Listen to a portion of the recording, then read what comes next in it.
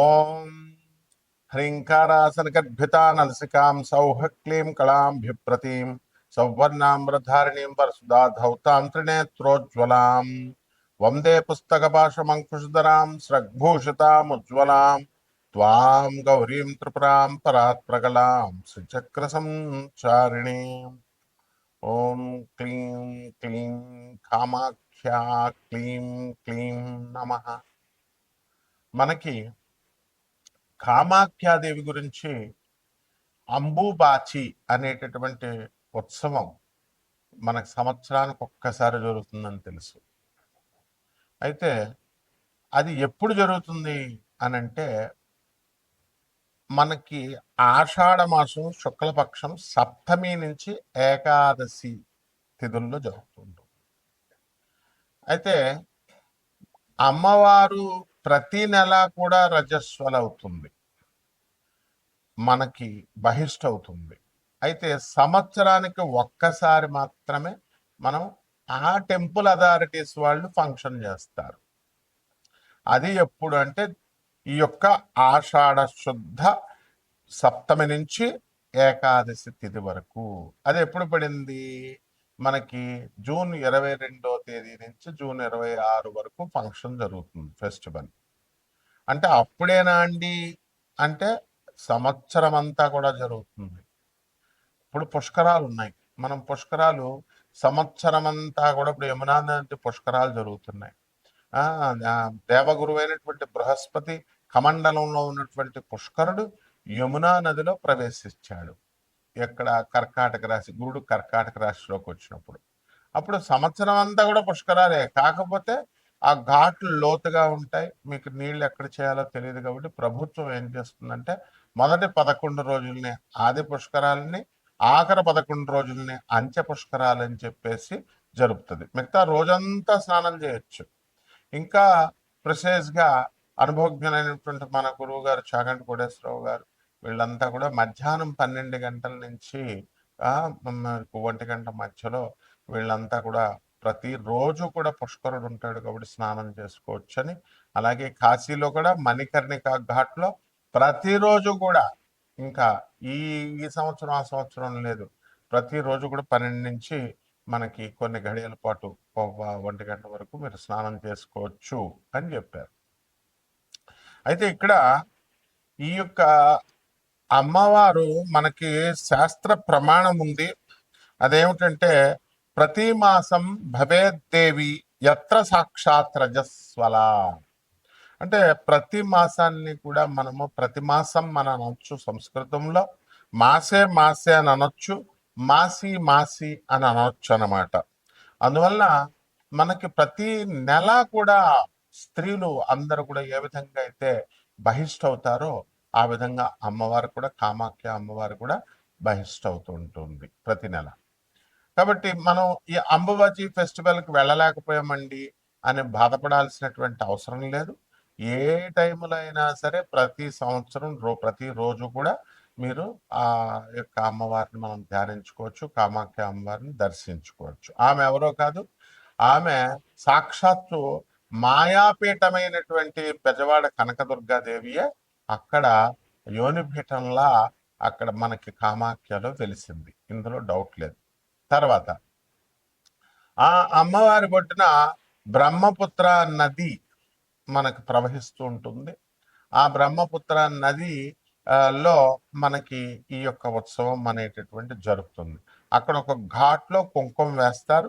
కుంకుమ వేసి అమ్మవారి మిగిలిపోయినటువంటి ఈ యొక్క పూలు పుష్పాలు కుంకుమ వేయడం వల్ల ఆ వాటర్ అనేటటువంటిది ఎర్రగా అక్కడ మాత్రమే ఉంటుంది. దాన్ని పట్టుకొని వీళ్ళందరూ కూడా బ్రహ్మపుత్ర అనేది ఈనిందా అని ఎర్రగా ఉంటుంది అని చెప్పేసి పుకార్లు లేపారు.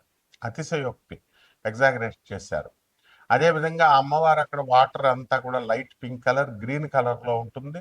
అక్కడ ఐరన్ ఆక్సైడ్, సిన్నాబార్ అనేటటువంటి మెగ్నీషియం సల్ఫైడ్ మెటల్స్ ఉండడం వల్ల ఈ యొక్క ఆ వాటర్ ఏమవుతుందంటే రెడిష్ బ్రౌన్ కలర్లోకి చేంజ్ అవుతుంది.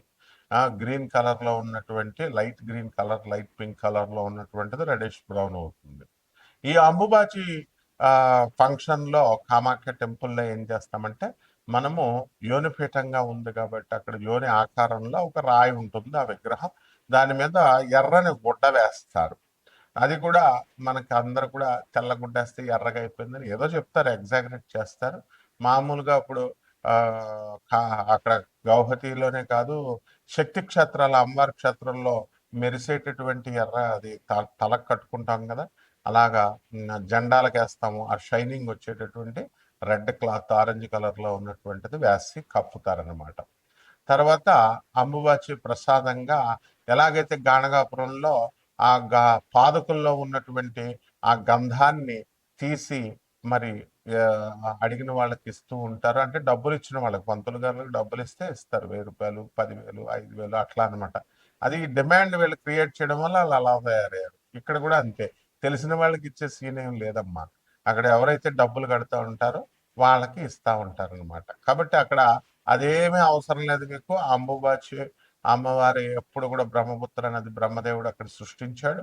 ఆ వాటర్ అక్కడ ఒక స్ప్రింగ్ ఉంటుంది, అంటే వాటర్ ధార, నీటి ధార ఆ అంబుబాచి అమ్మవారి కామాఖ్య టెంపుల్ లోపల అది ఆ యోనిపీఠం మీదగా స్రవిస్తూ ఉంటుంది, ప్రవహిస్తూ ఉంటుంది. ఆ వాటర్ని కొంచెం తీర్థం కింద మనం తాగుతాము. అక్కడ కామాఖ్య టెంపుల్లో 64 యోగిని గణాలు, తర్వాత అష్టాదశ శక్తి పీఠాల దేవతలు, మొత్తం సమస్త శక్తులు అందరు కూడా ఉన్నారు. దశమహావిద్యల అధిష్టాత్రులైనటువంటి తార, మహాకాళి, చిన్నమస్త, త్రిపుర భైరవి, బగళాముఖి, తర్వాత రాజశ్యామల అంటే మాతంగి, తర్వాత భువనేశ్వరి, కమలాత్మిక, ధూమావతి అండ్ షోడసి లలిత అమ్మవార్లందరూ కూడా అక్కడ ఉంటారు. ఆ టెంపుల్ నుంచి ఒక 8 కిలోమీటర్ల దూరంలో భువనేశ్వరి అమ్మవారు ఉంటారు. కాబట్టి సాధన చేయాలి అనుకునేటటువంటి వాళ్ళు అక్కడికి వెళ్ళి దర్శించుకుంటా ఉంటారు, అక్కడ ధ్యానంలో చేసి వస్తూ ఉంటారనమాట. కాబట్టి ఇక్కడ మనకి ఈ అమ్మవారి గురించి ఏం చెప్పారు, పుష్కరాల్లో ఏ విధంగా అయితే మనకి, ఇప్పుడు మాది గోదావరి రాజమండ్రి, గోదావరి పుష్కరాల్లో ఆ సంవత్సరం అంతా కూడా మేము పెళ్లిళ్ళు చేయం ఆ నది ప్రవహించాడు. అలాగే మేము బెజవాడలో పెరిగాం, బెజవాడ కనకదుర్గ దేవస్థానం గురువుల దగ్గర, మన దత్తాత్రేయ శర్మ గారి దగ్గర మేము చదువుకున్నాం. కాబట్టి మరి అక్కడ ఆ కృష్ణానది ఒడ్డున మరి అక్కడ కూడా కృష్ణా పుష్కరాలు జరిగినప్పుడు పెళ్లిళ్ళు చేయం, ఆ నది ఒడ్డున ఉన్నటువంటి శుభకార్యాలు చేయరు పుష్కరాల్లో. అదే విధంగా ఈ అంబుబాచి ఫంక్షన్ జరుగుతున్నప్పుడు మనం ఏం జరుగుతుంది అనంటే, పురాణాల్లో చెప్పబడినటువంటి శుక్తి మనకి అంబువాచి త్యాగధినే గృహారంభే ప్రవేశనే గృహేచ్ఛ ఏమంటాడు, వాపి తటాకారంభేచ గృహేచ కృషి కర్మణి, అంటే ఈ పనులు చేయకూడదని చెప్తోంది. ఏమిటా పనులు? అంబుబాచి అన్న అంటే రవీంద్రనాథ్ ఠాగూర్ అనడానికి బెంగాల్లో రవీంద్రనాథ్ పలుకుతారు వాపదులు, రవీంద్రనాథ్ ఠాగూర్ అని. అలాగే అంబుబాచి అయితే అంబుబాచి అంటారు. కాబట్టి అంబుబాచి త్యాగతినే ఏమిటి, ఆ రోజుల్లో ఏం వదిలేయాలట, గృహారంభే, గృహాలు కొత్తగా గృహ ప్రవేశాలు చేయకూడదు, ప్రవేశనే, తర్వాత వాపి తటాకాలు, ఈ నూతులు తవ్వించడాలు, ఇలాంటి సరస్సులు వేయడాలు, ఇలాంటి అన్ని కూడా ఆరంభాలన్నీ కూడా చేయకూడదు, కొత్త నూతన గృహప్రవేశాలు చేయకూడదు. కృషి కర్మని, వ్యవసాయం చేసేటటువంటి రైతులు కూడా ఈ పనులు మానేసుకోవాలి అని చెప్పారు. బాగుంది. అయితే ఈ కామాఖ్య పండగ, కామాఖ్య టెంపుల్ అసలు ఎందుకు ఆవిర్భవించిందండి? ఎందువలన అంటే, ఇప్పుడు జనరల్ గా మనము ఈ ఆడవాళ్ళు ప్రతి నెల కూడా బహిష్టులు అవుతూ ఉంటారు. అది కొంచెం దూరంగా కూర్చోండి అని అంటారు, ముట్టుకోకుండా కూర్చోండి, బయట కూర్చోండి అంటారు. కారణం ఏమిటంటే రెస్ట్ ఇవ్వాలనేటువంటి ఉద్దేశంతో. వీళ్ళ వంటగదిలోకి వెళ్ళొద్దు అంటారు, వంట చేయొద్దంటారు, వంట ముట్టుకోవద్దంటారు. ఈ పనులు ముట్టుకోవద్దమ్మా అంటే ఏంటి, నువ్వు వెళ్ళి ఒక మూల రెస్ట్ తీసుకో. ఎందుకనంటే ఇక్కడ హార్మోనల్ ఇంబ్యాలెన్స్ వల్ల మీకు ఈ యొక్క సమస్యలు అనేటటువంటివి వస్తాయి. ఇది ఋతుక్రమం, ఇది సృష్టి రహస్యము. అందువలన మళ్ళీ నెక్స్ట్ కి ప్యూబర్టీ అండ్ ఫెర్టిలిటీకి, సంతానోత్పత్తి చేసేటటువంటి శక్తి పుంజుకుంటుంది. కాబట్టి ఆ గర్భాశయం, అందువలన రెస్ట్ తీసుకోమ్మా అంటారు. And goddess Kamakhya is the very form of earth. అందువలన ఆమె భూరూపంలో ఉన్నటువంటి భూదేవి కాబట్టి ఆ భూమికి మనం రెస్ట్ పీరియడ్ ఇవ్వాలన్నమాట. అందుకనే ఈ కార్యక్రమాలన్నీ కూడా వ్యవసాయము, దున్నడాలు ఇలాంటి అన్ని కూడా చేయొద్దు, గోతులు తవ్వడాలని చెప్పాం. అలాగే ఈ యొక్క రజస్వలాన్ని అది మనం ఇర్రెస్పెక్ట్ ఇస్తున్నారు అనేటటువంటి ఆ భావంతో మనం ఉంటాము. No, it is honour. అప్పుడు ఆ కామాఖ్య అమ్మవారికి ఆ స్త్రీ యొక్క బహిష్ట అనేటటువంటిది గౌరవప్రదమైనటువంటి పని, పవిత్రమైనటువంటి క్రియ అనేటటువంటి దాన్ని చెప్పడం కోసమే ఈ అంబుబాచి అనేటటువంటి ఫెస్టివల్ ని మనం కామాఖ్య టెంపుల్లో జరుపుతాం అన్నమాట.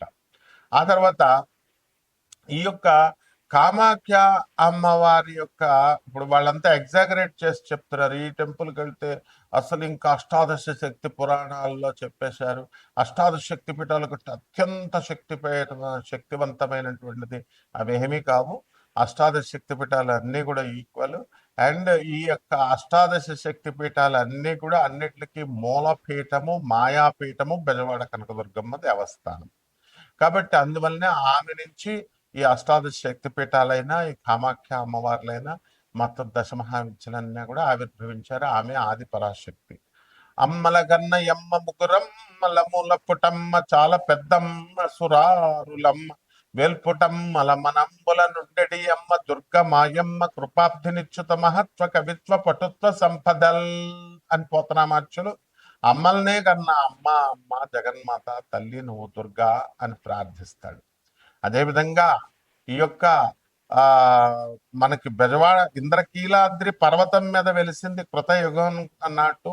అప్పుడు ఆ అర్జునుడు మనకి అక్కడి నుంచి పాశుపతాస్త్రాన్ని తెచ్చుకున్నాడు ఆ కొండ మీద. కాబట్టి ఆ బెజవాడ కనకదుర్గమ్మ దేవస్థానం ఎలాంటిదో, ఈ శ్రీశైలం అమ్మవారు భ్రమరాంబ ఎలాగో, కాళహస్తి జ్ఞానప్రసూనామ్మకి ఎలాగో, అష్టాదశ శక్తిపీఠాల దేవతలు ఎలాగో, ఈ ఈ యొక్క కామాఖ్య అమ్మవారు కూడా అంతే శక్తివంతమైనటువంటిది. ఆమె అక్కడ వెలిసింది కాబట్టి ఈ పీఠం ఎక్కువ, ఆ పీఠం తక్కువ అనేది మనం చెప్పుకోకూడదు. అట్లాగా డిస్క్రిమినేట్ చేయకూడదు. ఇది కూడా ఎగ్జాగరేషన్ అవుతుంది. కాబట్టి శాస్త్రం ఏం చెప్తుంది? మాయాపీఠం అది అమ్మవారు. జ్ఞానినామ చేతాంశ దేవి భగవతి సా బలాద కృష్య మహాయ మహామాయా ప్రయచ్చది అని చెప్తుంది. జ్ఞానులు సైతం మాయలో పడేస్తానంటుంది. యా దేవి సర్వభూతేషు మాయారూపేణ సంస్థిత నమస్తస్యే నమస్తస్యే నమస్తస్యే నమో నమః అన్నాడు. మాయలో మాయ రూపంలో ఉన్నటువంటి ఆ శక్తి నుంచి సృష్టించబడింది ఈ అష్టాదశ శక్తి పీఠాలు. 51 శక్తి పీఠాల్లో ఒకటైనటువంటి కామాఖ్య కూడా. కాబట్టి ద్వాదశ రాశుల మీద ఈ కామాఖ్య అమ్మవారు ఉపాసన ఇంట్లో చేసుకోవడం ద్వారా అక్కడికే వెళ్ళలేదని బాధపడాల్సినటువంటి అవసరం లేదు. అక్కడికి టెంపుల్స్కి అసలు వెళ్ళాల్సినటువంటి అవసరం లేదు. అందరూ కూడా ఏంటంటే ఎంకరేజ్ చేసేస్తున్నారు, టెంపుల్స్కి వెళ్ళండి, టెంపుల్స్కి వెళ్ళండి. అప్పుడు ఆ మధ్య అరుణాచలాన్ని ఎంకరేజ్ చేశారు, అంతకుముందు షిరిడీని ఎంకరేజ్ చేశారు, ఆ తర్వాత కాశీ మించింది లేదన్నారు. అంటే సంవత్సరానికి ఒక టెంపుల్ ఫేమస్ అవుతూ ఉంటుందా? వీళ్ళ పర్పజల్ చెప్పేటటువంటి వాళ్ళు పర్పజల్ సర్వ్ అయినప్పుడు వ్యూస్ మీరు బాగా చూస్తూ ఉంటారు కాబట్టి వేరే దేవస్థానం గురించి చెప్తూ ఉంటారు. కాబట్టి దేవాలయాలకు వెళ్ళాల్సినటువంటి అవసరం లేదు.